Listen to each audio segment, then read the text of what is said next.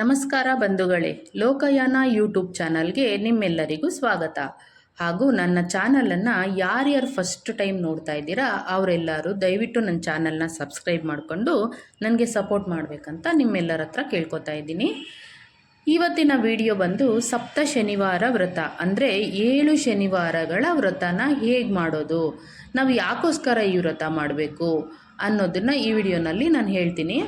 ನಾವು ಯಾಕಪ್ಪ ಈ ವ್ರತನ ಅನುಸರಿಸ್ಬೇಕು, ನಾವು ಈ ವ್ರತನ ಯಾಕಪ್ಪ ಮಾಡಬೇಕು ಅನ್ನೋದಾದರೆ ನೋಡಿ, ಮೊದಲಿಗೆ ನಾನು ಹೇಳೋ ವಿಷಯ ಬಂದು ತುಂಬ ಜನರಿಗೆ ಯಾಕೋ ನನ್ನ ಹಣೆ ಬರನೇ ಚೆನ್ನಾಗಿಲ್ಲ, ನನ್ನ ದೇವ್ರು ನನಗೇ ಯಾಕೆ ಕಷ್ಟ ಕೊಡ್ತೈತೆ, ಯಾಕಪ್ಪ ನೀನು ಹಿಂಗೆಲ್ಲ ಮಾಡ್ತಾ ಇದೆಯಾ, ಮತ್ತು ನಮ್ಮ ಮನೆಯಲ್ಲಿ ನೆಮ್ಮದಿನೇ ಇಲ್ಲಪ್ಪ, ಅಯ್ಯೋ ನನ್ನ ಮಕ್ಕಳು ಓದ್ತಾನೇ ಇಲ್ಲ, ಎಲ್ಲ ಕಷ್ಟನೂ ದೇವ್ರು ನನಗೇ ಕೊಡ್ತೈತೆ, ಈ ಥರ ಮನಸ್ಥಿತಿ ಯಾರ್ಯಾರಿಗೆಲ್ಲ ಆಯಿತೋ, ಅಂದರೆ ತುಂಬ ಜನ ಇದೇ ಗೊಂದಲದಲ್ಲಿ ಇರ್ತೀರಾ.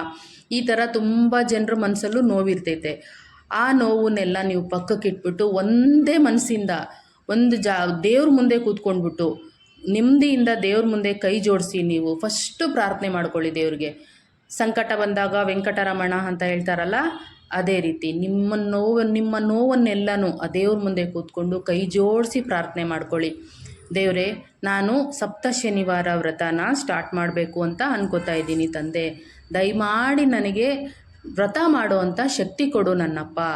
ಈ ರೀತಿ ನೀವು ದೇವ್ರ ಮುಂದೆ ಬೇಡಿಕೆ ಇಡಿ. ನಾನು 7 ಶನಿವಾರ ವ್ರತನ ನಾನು ಸಂಪೂರ್ಣ ಮಾಡಬೇಕು ತಂದೆ, ನನ್ನ ಶಕ್ತಿ ಅನುಸಾರ ನಾನು ನಿನಗೆ ಪೂಜೆ ಮಾಡ್ತೀನಿ. ಮತ್ತು ನಿಮ್ಮ ಬೇಡಿಕೆ ಏನೈತೆ, ನಿಮ್ಗೆ ಏನು ದೇವ್ರ ಕಡೆಯಿಂದ ನಿಮ್ಗೆ ಆಶೀರ್ವಾದ ಆಗಬೇಕಾಗೈತೆ ಅನ್ನೋದನ್ನು ದಯವಿಟ್ಟು ನಾನು ಇನ್ನೊಂದು ಹೇಳ್ತಾ ಇದ್ದೀನಿ ನಿಮಗೆ, ಎಲ್ಲ ಒಳ್ಳೆಯ ರೀತಿಯಾಗಿ ದೇವ್ರ ಮುಂದೆ ಬೇಡಿಕೆ ಇಡಿ. ಯಾವುದೇ ಕೆಟ್ಟ ಯೋಚನೆ ದುರಾಲೋಚನೆಯಿಂದ ನೀವು ಯಾವುದೇ ಬೇಡಿಕೆನ ದೇವ್ರ ಮುಂದೆ ಇಡಕ್ಕೆ ಹೋಗ್ಬೇಡಿ. ನಿಮ್ಗೆ ಯಾರೇ ನೋವು ಕೊಟ್ಟಿರಲಿ, ಯಾರೇ ಕಷ್ಟ ಕೊಟ್ಟಿರಲಿ, ಎಲ್ಲನೂ ಸೈಡ್ಗೆ ಇಟ್ಬಿಡಿ.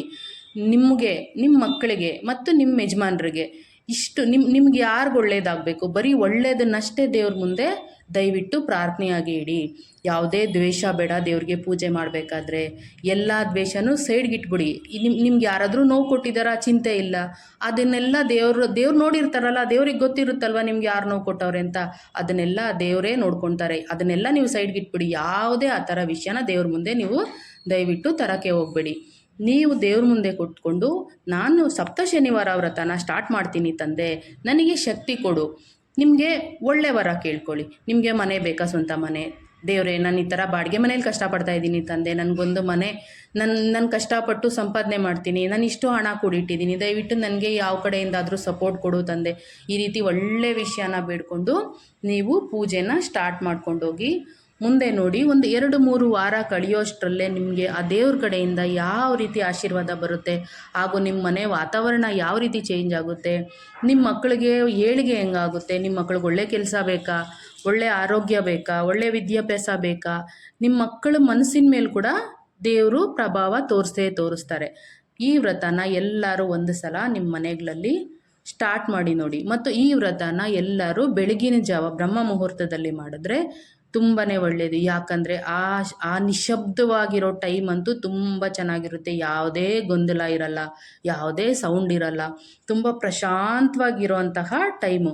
ಎಲ್ಲರೂ ಅಷ್ಟೇ ಬ್ರಹ್ಮ ಮುಹೂರ್ತದಲ್ಲೇ ಎದ್ದು ದೇವರಿಗೆ ನೈವೇದ್ಯ ಎಲ್ಲನೂ ರೆಡಿ ಮಾಡಿಕೊಂಡು, ಮತ್ತು ಅಕ್ಕಿ ಹಿಟ್ಟಿನ ದೀಪ ತುಂಬಾ ಇಷ್ಟ, ವೆಂಕಟರಮಣ ಸ್ವಾಮಿಗೆ ಅಕ್ಕಿ ಹಿಟ್ಟಿನ ದೀಪ ತುಂಬಾ ಇಷ್ಟ. ನಾನು ಅದನ್ನೆಲ್ಲ ಹೇಗೆ ಮಾಡೋದು ಅಂತ ನಾನು ನಿಮಗೆ ಮುಂದಿನ ವೀಡಿಯೋಗಳಲ್ಲಿ ತೋರಿಸ್ಕೊಡ್ತೀನಿ. ಇಷ್ಟು ವಿಷಯನ ಸದ್ಯಕ್ಕೆ ತಿಳಿಸಿದ್ದೀನಿ. ಮುಂದಿನ ವಿಡಿಯೋಗಳಲ್ಲಿ ಇನ್ನೂ ವಿಷಯಗಳನ್ನ ತಿಳಿಸ್ಕೊಡ್ತೀನಿ. ನನ್ನ ವಿಡಿಯೋ ನೋಡಿದ್ದಕ್ಕೆ ಎಲ್ಲರಿಗೂ ಧನ್ಯವಾದಗಳು.